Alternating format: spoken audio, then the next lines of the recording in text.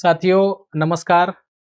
जैसा नमस्कार। कि मैं पहले बताया था कि मैं ऑनलाइन एजुकेशन एक स्टार्ट कर रहा हूँ, जिसमें हमारे इंजीनियर सोसाइटी के एक वरिष्ठ सदस्य और परिवार के मेंबर उदय शुक्ला जी हैं और ये सर हैं, आज बच्चों को पढ़ा रहे हैं और इनका पहला आज क्लास है। और मैं आप सभी को बोलना चाहता हूँ कि जो भी सोसाइटी के लोग हैं और आप अपने बच्चों को यहाँ भेज सकते हैं और इसका एक अलग से ग्रुप बन जाएगा, जिसमें आपको बता दिया जाएगा कब-कब क्लासेस चलेगी, किस-किस चीज़ की क्लासेस चलेगी। तो आप सभी अपने बच्चों को भेज सकते हैं यहाँ पे और बस यही बताना था।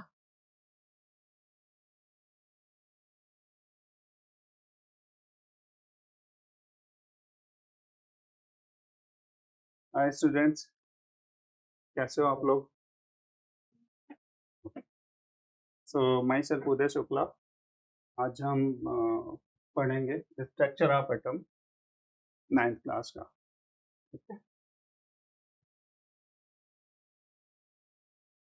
ठीक है, तो स्ट्रक्चर ऑफ एटम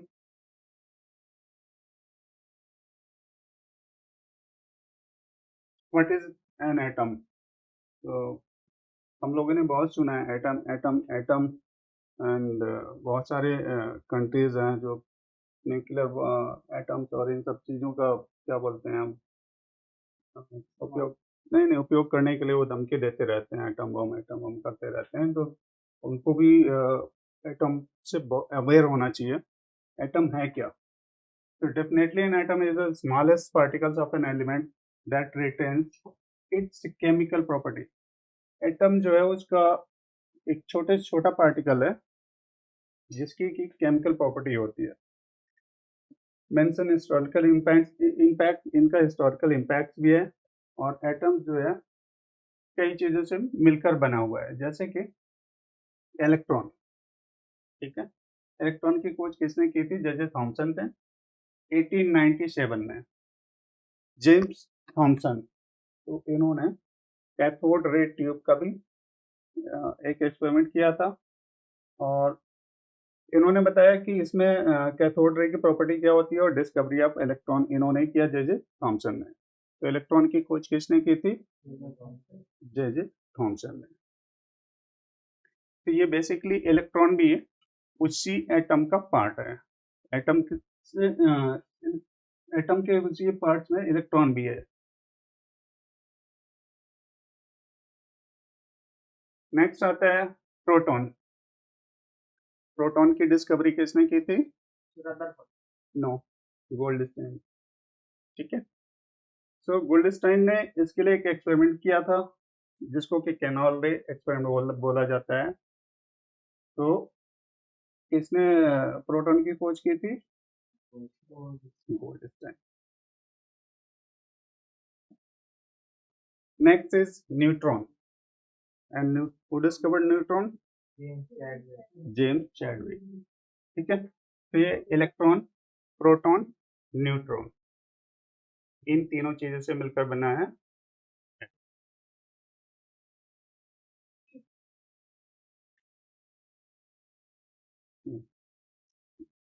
आप इनको कह सकते हो थ्री सब atomic particles, electron, proton, neutron.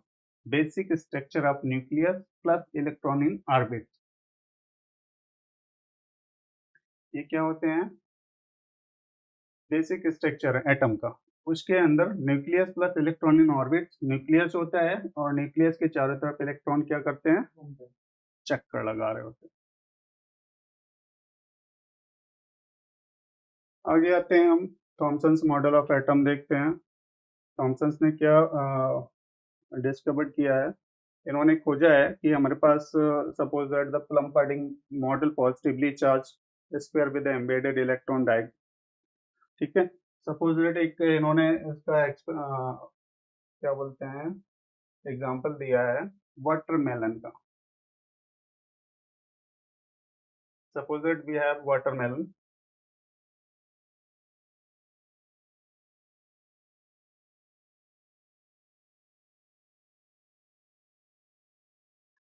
Watermelon तो वाटरमेलन में इन्होंने ऑब्जर्व किया कि मोस्ट ऑफ द पार्ट्स जो हैं वो क्या हैं, एम्प्टी हैं, खाली हैं। ठीक है, तो ज़्यादातर जो पार्ट्स हैं वो खाली हैं। तो इसमें क्या होते हैं, इनके सीड्स, ये पटेंगे, इनके सीड्स हैं ये। ठीक है, और इसके अंदर क्या होता है, पॉजिटिवली चार्ज है। ये क्या है, पॉजिटिवली चार्ज, यानी कि प्लस प्लस प्लस प्लस, कैसा है, पॉजिटिवली चार्ज आयन है। ठीक है,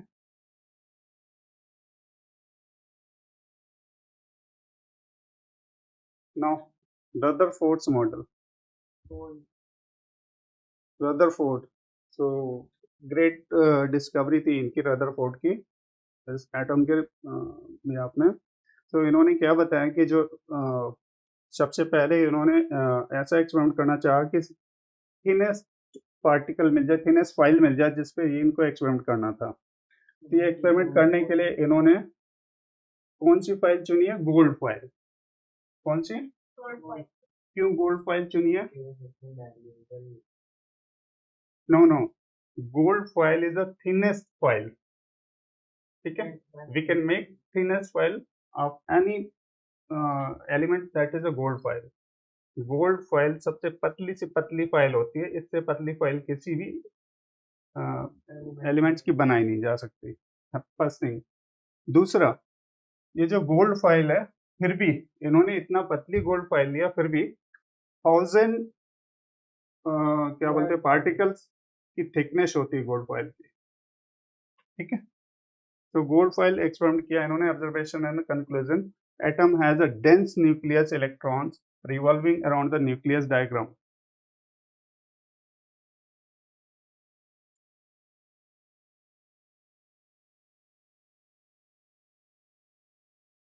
Here,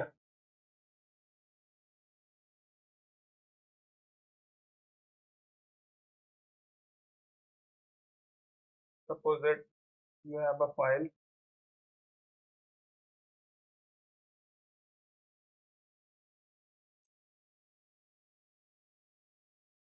thinnest,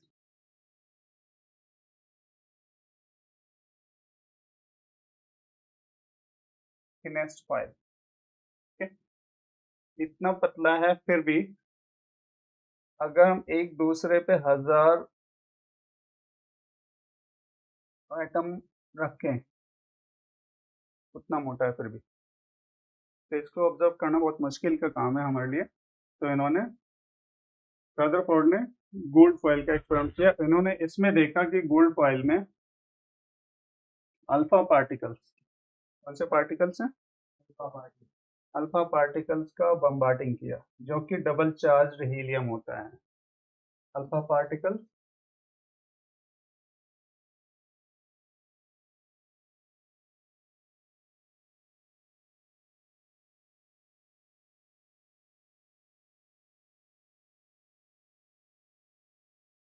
हीलियम आयन, क्या होते हैं इसमें, डबल चार्ज हीलियम आयन।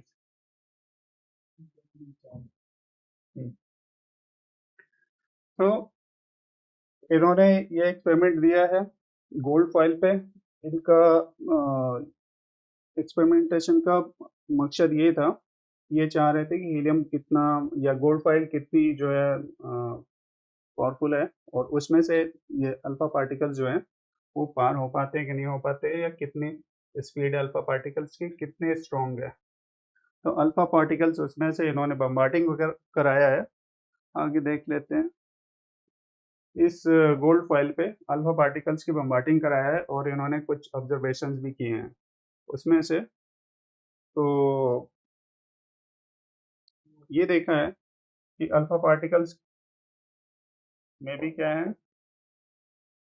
कुछ जो है गोल्ड फाइल में कुछ अल्फा पार्टिकल जो है सीधा आर पार हो जा रहे हैं, क्रॉस हो जा रहे हैं। और कुछ पार्टिकल्स जो हैं कुछ एंगल से क्या हो रहे हैं, कुछ एंगल से जो है, सपोज दैट जिस एंगल से आ रहे हैं 180 डिग्री सपोज दैट, तो 180 डिग्री की जगह पे वो कुछ एंगल लेके वापस बाउंस बैक कर रहे हैं। क्या कर रहे हैं? बाउंस बैक कर रहे हैं। सपोज दैट 30 डिग्री या फिर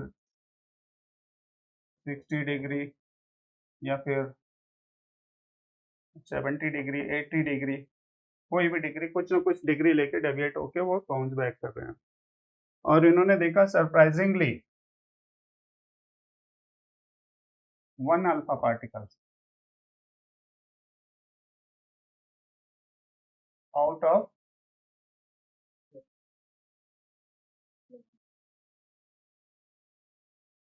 1 alpha particle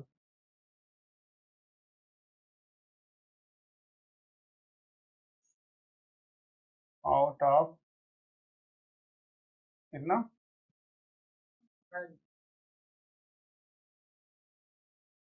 12,000, राइट।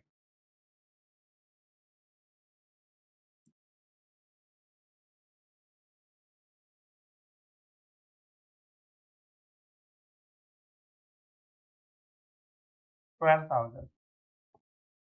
थाउजेंड में से एक अल्फा पार्टिकल जो है वो क्या कर रहा है? एक अल्फा पार्टिकल जो है सेम पाथ पे वापस आ रहा है। एक अल्फा पार्टिकल सेम पाथ पे क्या कर रहा है? वापस आ रहा है। जितने एंगल पे गया था, सपोज दैट 180 डिग्री पे गया था, तो 180 डिग्री से ही बाउंस बैक करेगा।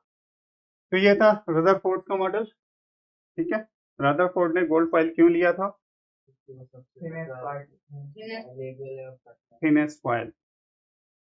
दुनिया में कोई भी फॉइल सबसे पतली से पतली अगर बनाई जा सकती है तो किसकी होती है? गोल्ड की।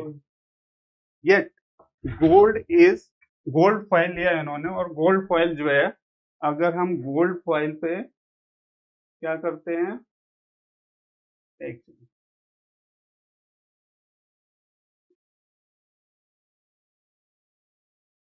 1000 एटम रखते हैं। कितने एटम?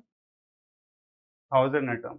तो इसकी जो थिकनेस है वो है गोल्ड फॉइल की थिकनेस। समझ में? सपोज दैट इमेजिन करोगे 1 पेज से भी पतला, और इस पेज पे क्या लगे हैं? हजारों एटम। उतनी मोटी है, फिर भी हम इसको बोलते हैं पतली है। ठीक है, सो गोल्ड फॉइल जो है थिनेस्ट फॉइल है। नेक्स्ट आते हैं हम।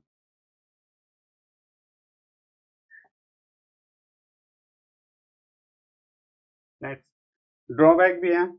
कोई कुछ काम करता है, कोई एक्सपेरिमेंट करता है, तो उसका कुछ ना कुछ फायदा भी होता है और कुछ ना कुछ नुकसान भी होता है। सो इन्होंने सब कुछ तो समझा दिया था, लेकिन ये नहीं बता पाया कि इसकी स्टेबिलिटी ऑफ एटम क्या है। एटम कैसे स्टेबल करेगा?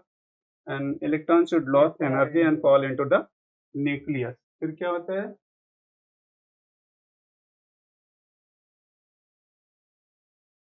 इन्होंने ये बताया और सारी चीजें तो बता दिया। फिर जो इलेक्ट्रॉन है वो क्या करता है? इसके न्यूक्लियस में आके चक्कर लगा के और न्यूक्लियस में आके गिरने लगा। सो ड्रॉबैक इनका ये रहा कि इन्होंने क्या नहीं बताया? इलेक्ट्रॉन कैसे अरेंज होंगे, एटम की स्टेबिलिटी क्या है, जिसमें इलेक्ट्रॉन जो है क्यों लूज होके इसके सेल्स में, न्यूक्लियस में गिर जा रहे हैं।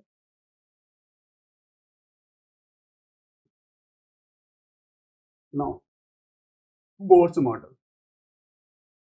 बोर्स ने नील बोर्स इनका फुल फॉर्म है, पूरा नाम है, और 1913 में इनका बॉन्ड हुआ था, जन्म लिया था इन्होंने।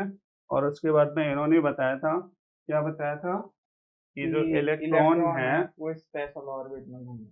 हाँ, electron revolves in the fix orbits of cells. Electron क्या है? फिक्स ऑर्बिट्स और सेल्स में रिवॉल्व करते हैं। ठीक है, सो अब ये सेल्स क्या है? ये न्यूक्लियस है। Sales starting with the K, A cell, L cell, M cell और एन सेल। 4 सेल हैं। कितने सेल हैं? 4 सेल हैं। तो इलेक्ट्रॉन इन सारे सेल्स में क्या करते हैं? रिवॉल्विंग करते रहते हैं। क्या करते रहते हैं? रिवॉल्विंग, चक्कर लगाते रहते हैं, और इनकी एक कांस्टेंट स्पीड होती है। कांस्टेंट स्पीड मतलब फिक्स स्पीड, ना स्पीड स्लो होगी, ना other speed will be slow nor increase, ना तो बढ़ेगी ना तो घटेगी। Next, atomic number and mass number. तो ये काफी क्वेश्चन पूछा जाता है, difference in 10th class and 9th class also. क्या पूछा जाता है? What is atomic number and mass number? कौन बताएगा? Atomic number, number of proton, और mass number Don't see the proton slide. Plus neutron. हाँ, एटॉमिक नंबर क्या है? Number of protons. And mass number क्या है? Number of proton plus neutron. आ गया। और नेक्स्ट आता है आइसोटोप्स एंड आइसोबार्स। ठीक है, सो आइसोटोप्स क्या होते हैं? जिनके एटॉमिक नंबर सेम होते हैं, जबकि आइसोबार्स में क्या होता है? एटॉमिक नंबर डिफरेंट होता है, बट क्या सेम होता है? Atomic mass. Mass number, right. So इसमें आइसोटोप्स में same atomic numbers different masses number, like hydrogen. Hydrogen क्या है?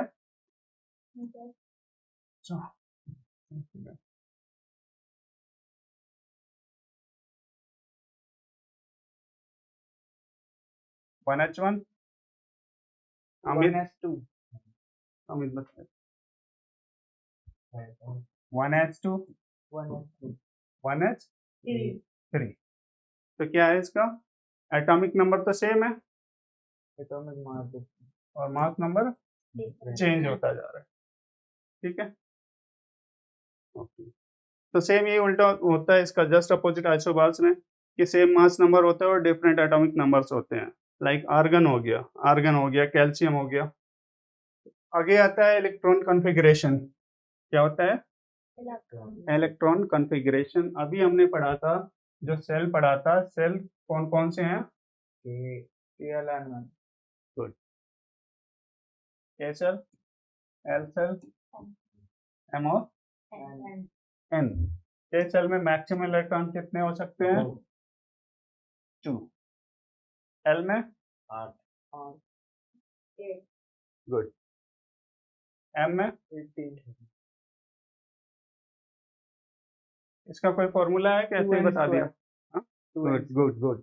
इसका फॉर्मूला है 1 into 2 square, 2 into sorry 3 square, 2 into 4, और ये हो गया 1 इंटू 2 सॉरी 2 इंटू 2 स्क्वायर 8, और 2 into 3 square 18 how? 3 square means 3 3 जा 9, 3 9 9 2 जा 18, and 4 square means 4 4 जा 16, 16 into 2, clear? K L M N 2 8 18 32 in same perspective। ठीक है, so एग्जांपल ऑक्सीजन का एटॉमिक नंबर कितना है? O2 का 8 है। so 8 के जो सेल्स हैं 6 K सेल में कितने इलेक्ट्रॉन? 2 L सेल में 6। ठीक है, ये इलेक्ट्रॉन डिस्ट्रीब्यूशन है सेल्स का। नेक्स्ट आते हैं बैलेंसी पे। What is valency? कौन बताएगा? आउटर मोस्ट सेल पे जितने इलेक्ट्रॉन, हाँ? आउटर मोस्ट सेल पे जितने इलेक्ट्रॉन ही जितने देता है लेता है। हाँ, ठीक है। बैलेंसी क्या है? तो बैलेंसी हमारा ये सेल है, क्या है? और ये क्या है? न्यूक्लियस। ठीक है, KLMN 4 सेल है। ठीक है, और हमारे पास क्या है? एग्जांपल इन्होंने किसका दिया? ऑक्सीजन का। ऑक्सीजन का 2 है और कार्बन का 4 है। क्या है? हाइड्रोजन का बैलेंसी 1 है, ऑक्सीजन का 2 है, कार्बन का 4 है। कैसे? हाइड्रोजन का 1 है, तो इसका इनर मोस्ट सेल में क्या होएगा, 1 वैलेंसी है। तो इसका मतलब इसको अपना सेल्फ बैलेंस करने के लिए कितना इलेक्ट्रॉन देना या लेना पड़ेगा, कितना, 1 इलेक्ट्रॉन। क्यों, क्योंकि इसको अपना ये ऑर्बिट कंप्लीट करना है पूरा। तो ये दो तरीके हैं इलेक्ट्रॉन देना और लेना। कैसे पॉसिबल है, मैं 8 इलेक्ट्रॉन है टोटल, सपोज दैट 4 या 4 से कम है, 4 या 4 से कम है, तो 4 इलेक्ट्रॉन है तो 4 दे भी सकता है, 4 ले भी सकता है। और अगर 4 से कम है तो वो अपने इलेक्ट्रॉन किसी दूसरे को दे दे, तो बैलेंस ही हो जाएगी उसकी। तो यहाँ पे 4 से कम इलेक्ट्रॉन है, कितना, 1। तो ये क्या करेगा, एक इलेक्ट्रॉन, ये कुछ नहीं कर पाएगा एक इलेक्ट्रॉन से, ये अपना भी तो नहीं बचा पाएगा। इससे अच्छा है ये क्या करता है, दूसरों को अपना इलेक्ट्रॉन दे देगा। ठीक है, सेम कंडीशन है अगर सपोज दैट ये आउटर सेल में मान लो ये 2 है, इनर सेल में, आउटर सेल में 6 इलेक्ट्रॉन है, तो इसकी वैलेंसी क्या होगी, 2 प्लस, गुड, क्योंकि आउटर सेल में 8 इलेक्ट्रॉन होने चाहिए जिससे कि 2 इलेक्ट्रॉन कम है, तो या तो 2 इलेक्ट्रॉन ये देगा या लेगा। तो ये क्या करता है, 4 से ज्यादा इलेक्ट्रॉन है, 4 इलेक्ट्रॉन से मैंने बताया 4 से ज्यादा है तो क्या कर देगा, वो गिव अप कर देगा, दे देगा। 4 उसके पास रह जाएगा तो अपनी क्या करते हैं अपना बैलेंस ही बैलेंस कर लेगा वो। और अगर 4 से ज्यादा है तो वो दे देगा किसी और इलेक्ट्रॉन को। तो इसने 2 इलेक्ट्रॉन किसी और इलेक्ट्रॉन को क्या कर दिया, इसकी वैलेंसी कितनी हो गई, 2। अब ऐसे इसके लिए आता है, हाइड्रोजन के लिए मैंने बता दिया एक है, ठीक है, और ऑक्सीजन का 2 है, तो इसकी ऑक्सीजन की वैलेंसी क्या होगी, वैलेंसी ऑफ हाइड्रोजन कितना हो गया, एंड वैलेंसी ऑफ कितना हो गया, 2। Valency of carbon C. ठीक है, सो वैलेंसी का रूल समझ में आया। ठीक है, वो क्या करता है, अपने आउटर सेल में 8 इलेक्ट्रॉन रखना है उसको। अगर 8 नहीं हो रहा है तो वो जितने इलेक्ट्रॉन 4 से कम है तो क्या करेगा, अपने पास रहने देगा, 4 से ज्यादा है तो गिव अप कर देगा। या फिर 4 से कम है तो वो भी इलेक्ट्रॉन दे देगा, क्योंकि उसको चाहिए 4 या 8। नेक्स्ट,